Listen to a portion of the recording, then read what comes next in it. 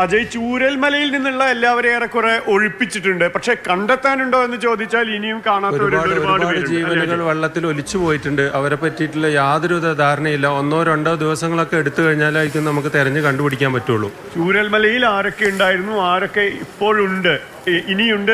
എത്രയോ ആളുകൾ മിസ്സിങ് എന്ന് പറഞ്ഞിട്ട് മാത്രമേ ബോർഡുകൾ വരുന്നുള്ളൂ, ചിത്രങ്ങൾ വന്നുകൊണ്ടിരിക്കുന്നുള്ളൂ. എവിടെ എത്തി, ഒരുപാട് ആളുകൾ ചാലിയാറിലുണ്ട് എന്ന് പറഞ്ഞിട്ടുള്ള ന്യൂസുകൾ വരുന്നുണ്ട്. എത്രത്തോളം സത്യമാണെന്നൊക്കെ ഉള്ളത് നമുക്കൊരു 2-3 ദിവസം കൊണ്ട് നമുക്ക് കണ്ടെത്താൻ പറ്റുള്ളൂ.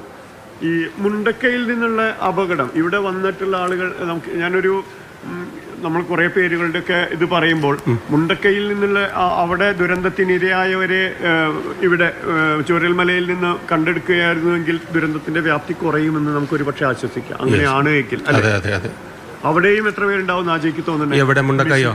മുണ്ടക്കൈയൊക്കെ ഒരു ഏകദേശം ഒരു 10-100ന്റെ മുകളിൽ ആളുകളും മുണ്ടക്കൈയിൽ മിസ്സിംഗ് ഉണ്ട്. നമുക്കിപ്പോൾ ഒരു 300-400 പേരെയൊക്കെ രക്ഷപ്പെടുത്തി എന്ന് പറയുന്നുള്ളൂ. അത് കുറേ ഈ ഭാഗത്ത് തന്നെ ഉള്ളത് തന്നെയാണ്. അതായത് മുണ്ടക്കൈ ഭാഗത്തു നിന്നല്ല, ഈ ഫാക്ടറി ലൈൻസിലൊക്കെ ഉള്ള ആളുകളൊക്കെയാണ് നമുക്ക് ഇവിടെ കൊണ്ടുവന്നിട്ടുള്ളത് കൂടുതലായിട്ടും. അന്യസംസ്ഥാന തൊഴിലാളികൾ ഒന്നുമില്ല, ഒരു കണക്കുമില്ല.